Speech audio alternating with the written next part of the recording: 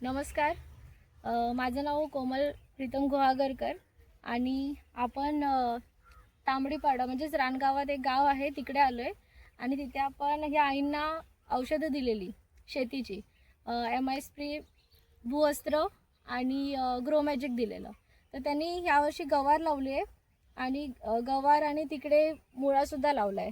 तर गवार त्यांना नेहमीपेक्षा चांगली वाटते, पण ते आपण त्यांना काय नक्की रिझल्ट आला तो त्यांच्या तोंडूनच ऐकू. आई, तुमचं नाव काय? माझं नाव बबिता. हां, चालेल. ते यावर्षी म्हणजे गवार माझी चांगली आहे.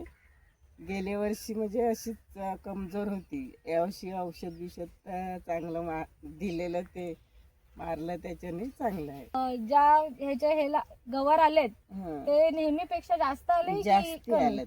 नेहमीपेक्षा यावर्षी जास्त. तर हे बघा, आपण गवार लावलेली होती.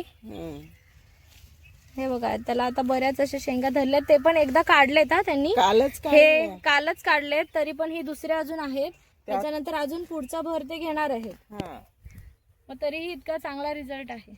आई, तुम्हाला काय वाटतं मग आता आजूबाजूची तुमच्या पण शेती लावलेली आहे अनेक लोकांनी, तर त्यांनी पण हे म्हणजे गवारासाठीच नाही अनेक भाज्यांसाठी आपली औषधं घ्यायला पाहिजेत की नाही? घ्यायला पाहिजेत. त्यांना पण चांगला रिझल्ट येईल. त्यांना पण समजेल का यांची गवार कशी चांगली ना आपली गवार कशी औषधं पाहिजे. बरोबर. तर नक्कीच लोकांनी हे ऐकलं पाहिजे आईंचं आणि औषधं घेतली पाहिजे. थँक्यू.